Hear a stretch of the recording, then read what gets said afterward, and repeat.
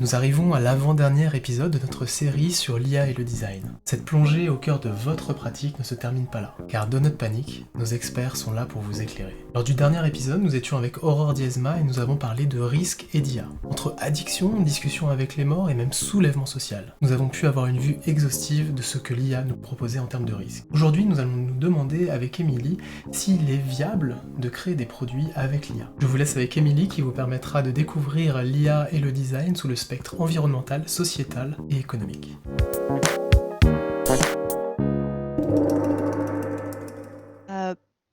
En conclusion, maintenant qu'on a un peu évoqué comment les IA peuvent influencer notre métier de designer et comment designer avec des IA et éviter que celles-ci soient biaisées, j'aimerais poser une dernière question.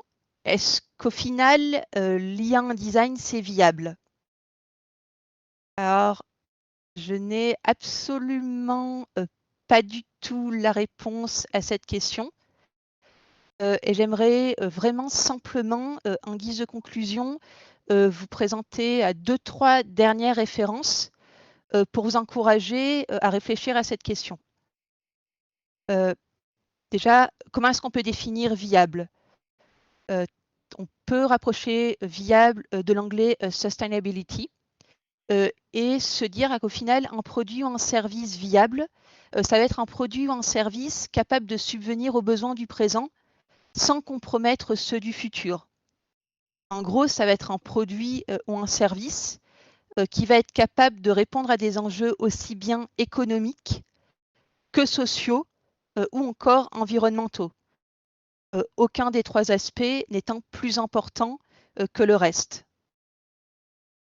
Que les IA peuvent nous permettre déjà d'agir pour le bien commun et de répondre par exemple à des enjeux environnementaux ou économiques? Apparemment oui. Pour ne donner qu'un seul exemple, il y a une organisation caritative publique gérée par les Nations Unies et nommée AI for Good, qui a déjà des exemples d'applications intéressantes des IA.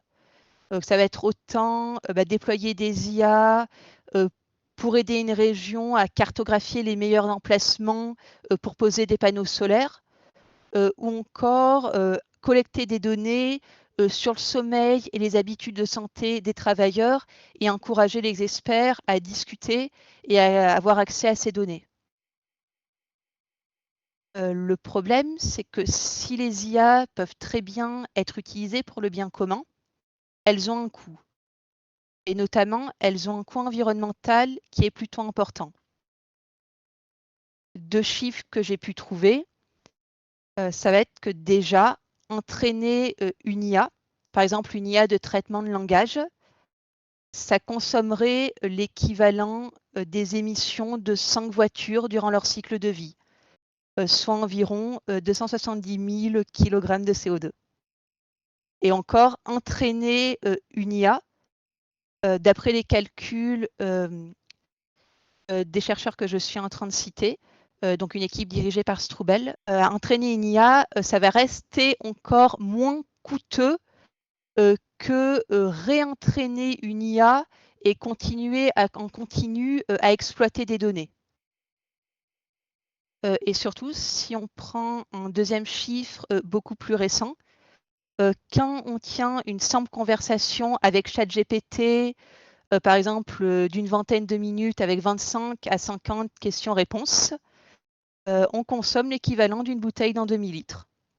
Même si les calculs dépendent aussi de où est-ce que les serveurs de ChatGPT vont être localisés et de quand ChatGPT va être utilisé, si ça va être en période creuse ou durant la journée.